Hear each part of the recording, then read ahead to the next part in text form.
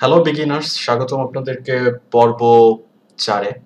মানে Adobe Photoshop এ যারা beginner তাদের জন্য এটা চতুর্থ পর্ব। হোপফুলি আপনারা আমার প্লেলিস্টটা খুঁজে পাইছেন। দেন ওইখান থেকে আগের ৩ টা ভিডিও দেখছেন, দেন হচ্ছে ৪ নাম্বার পর্বে চলে আসছেন। যদি আগের ভিডিওগুলো না দেখে থাকেন আর আপনি যদি বিগিনার হন, একেবারে ফটোশপটা এখন একটু দেখতে যাচ্ছেন, শিখতে যাচ্ছেন, তাহলে হোপফুলি এই পর্বটা আপনার জন্য কষ্টসাধ্য না হইলেও আ পুরোটা ক্লিয়ার হবে না। কারণ পর্ব ১, ২, ৩ আমি ডকুমেন্ট সেটআপ, দেন হচ্ছে ইন্টারফেসের পরিচয়, দেন হচ্ছে ৩ নাম্বার পর্বে আমি দেখাইছি লেয়ার, মোটামুটি ডিটেইলসে। লেয়ারের ২ টা পার্ট আছে, অবশ্যই ২ টা পার্ট দেখবেন, পার্ট 1, পার্ট 2, দেন এটাতে চলে আসবেন। আর যদি আগেরগুলা দেখে থাকেন ধন্যবাদ, ওগুলাতে আসলে রিঅ্যাকশন দিয়েন, আপনাদের মতামত জানায়েন।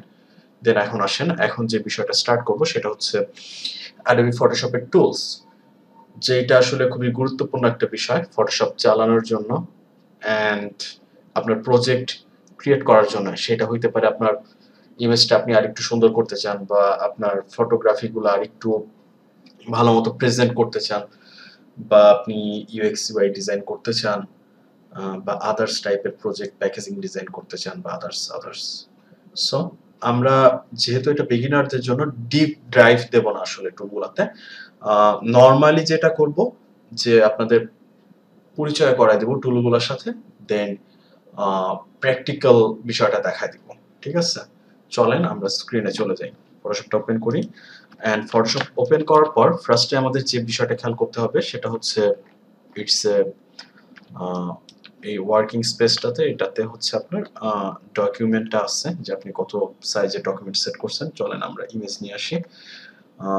যারা লেয়ারেরই এটা দেখছেন তারা বিষয়গুলো খুব ভালো মতো বুঝতে পারবেন। এখন ধরেন ২টা ইমেজ নিয়ে আসি, ২টা ইমেজ ২টা লেয়ারে ক্রিয়েট হয়েছে। এটা ইমেজ 1 অ্যান্ড এটা হচ্ছে ইমেজ 2। ঠিক আছে? দেন আসেন কোনটা আগে দেখতে পাবো? ইমেজ 2টা আগে দেখতে পাবো, কারণ ইমেজ 2টা পরে নিয়ে আসছি। একটা ইমেজ অফ রাখি।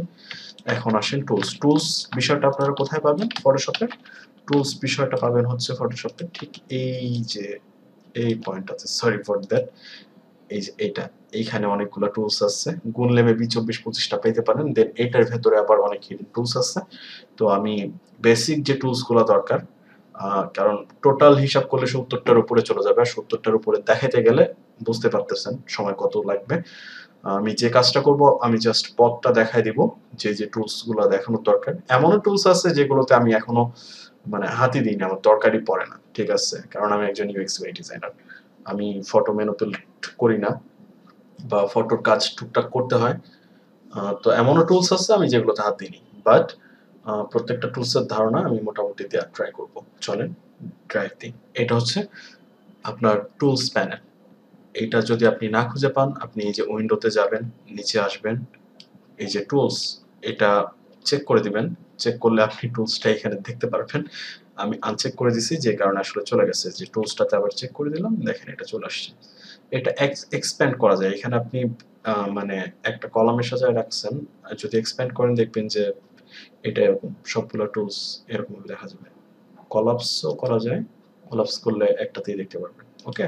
তো এখন ফার্স্ট যে টুলসের পরিচয়টা করাইতে যাইতেছি আপনাদের সাথে সেটা হচ্ছে, আর সবচেয়ে মজার বিষয় 2022-এ ফটোশপ মানে ইউজারদেরকে শেখায় এই টাইপের ভিডিওগুলো আসলে, যা একটু গুগল সার্চ করতে পারেন বা একটু সফটওয়্যারগুলো চালাইতে পারেন, তারা যদি একটু এসে চাপাচাপি করেন, মেবি তারা একটা ধারণা পায় যে আসলে এটা কিভাবে ইউজ করতে হবে। কেন বলতেছি? এই যে আমি ধরেন এই যে এই টুলসটা সিলেক্ট করা আছে, আমি মাউস নিয়ে এসে কিছুক্ষণ মাউসটা এখানে রাখলাম, দেখেন আমার বলে দিচ্ছে এটা কি টুলস, মুভ টুল।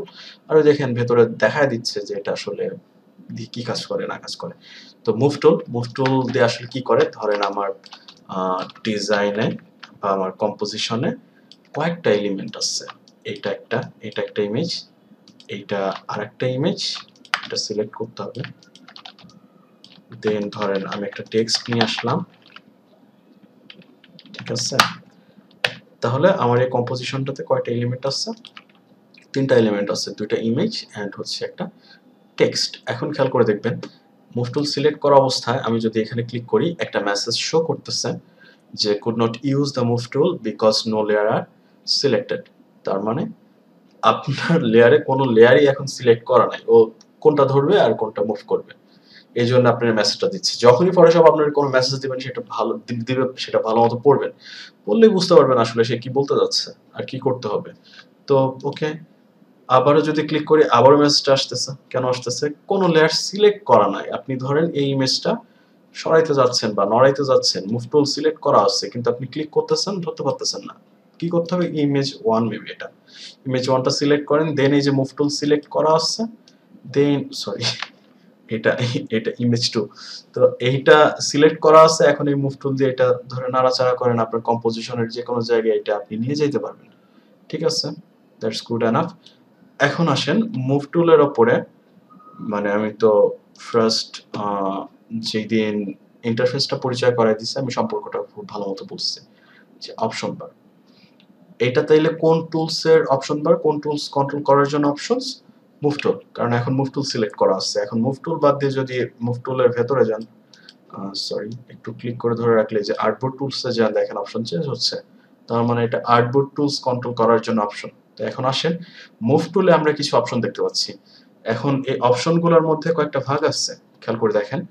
কিছু এনাবল দেখাচ্ছে, কিছু আবার মনে হইতেছে ঝাপসা, ওয়ান কাইন্ড অফ গ্রে টাইপের, মানে যেগুলো ডিসেবল করা আছে। তো সেগুলো এনাবল করার জন্য কিছু শর্ত আছে। লাইক দ্যাট আপনি যদি এই দুইটা লেয়ার একসাথে সিলেক্ট করেন তাহলে দেখবেন যে এগুলো এনাবল হয়ে গেছে, যেগুলো হচ্ছে অ্যালাইনমেন্টের বিষয় আসলে। তো এই মুভ টুল দিয়ে কি করতে পারবেন আপনি? আপনার এই যে নাড়াচাড়া করতে পারবেন। এখন কথা হচ্ছে যে আমার প্রত্যেকটা লেয়ার কি এভাবে সিলেক্ট করে মুভ করা লাগবে? এটা কি অনেক সময়সাধ্য বিষয় না? প্রজেক্টে অনেক টাইম নষ্ট হবে না? অবশ্যই টাইম নষ্ট হবে। এখন খেয়াল করেন, আমি কোন লেয়ার সিলেক্ট করে নাই, আমি জাস্ট এটাতে ক্লিক করতেছি, লেয়ার সিলেক্ট হচ্ছে। কেমনে ভাই?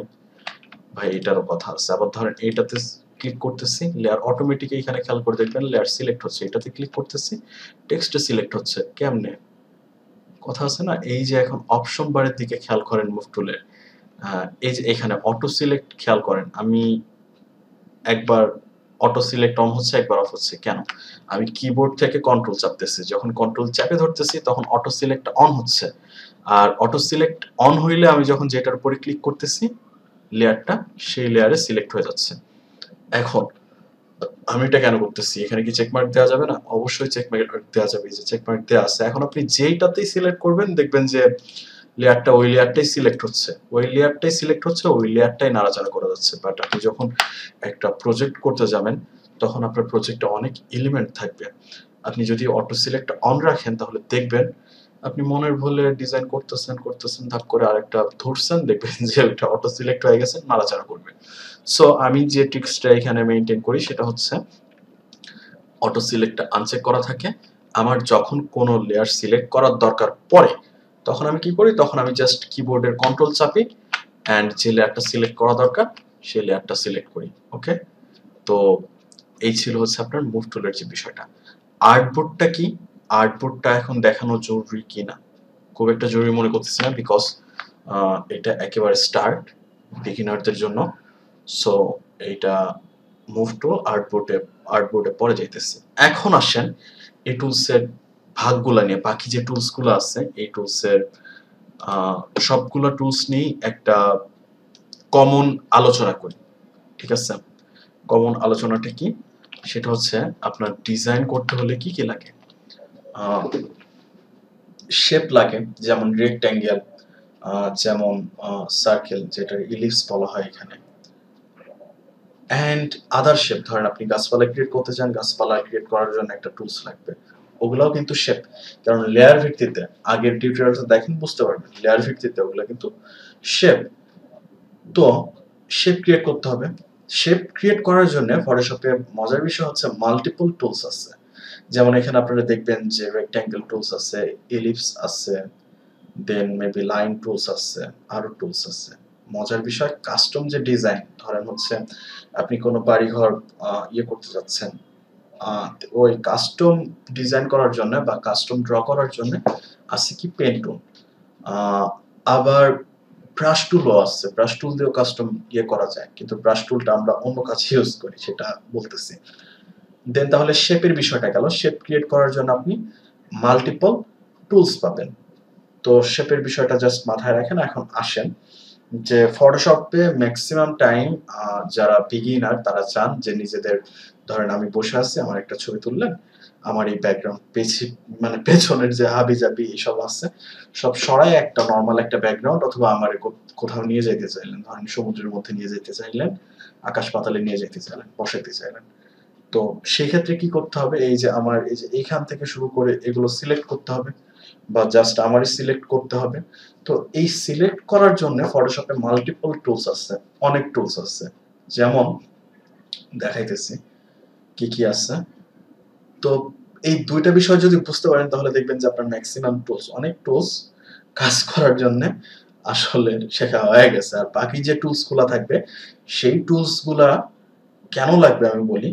ধরেন আমার মুখে অনেক ব্রণ, এগুলো ক্লিয়ার করতে চান, বা আমার চশমার মধ্যে আমার মনিটর দেখতে পাচ্ছেন দুইটা, এগুলো ক্লিয়ার করতে চান, বা এই ফটোটার হচ্ছে ব্রাইটনেস ঠিক মতো আসতেছে না, বা এটার কালার আরো কারেকশন করতে যাচ্ছেন, বাকি টুলস গুলা এই যে কারেকশনস, যেহেতু এটা ফটোশপ, ফটো নিয়ে আসলে এটার বেশি ফাংশন, বেশি কাজ করার ক্যাপাসিটি, তো এই জন্য বাকি টুলস আসলে দেয়া আছে। অ্যান্ড প্র্যাকটিক্যালি চলেন দেখেন। তো ফার্স্ট অফ অল আপনারা পরবর্তী পর্বে চলে আসেন, কারণ এটা হচ্ছে টুলসের পার্ট 1। আমি চাইতেছি না আপনাদেরকে বেশি বিরক্ত করতে, এই কারণে টিউটোরিয়ালটা ছোট করতেছি। ওকে, চলে আসেন।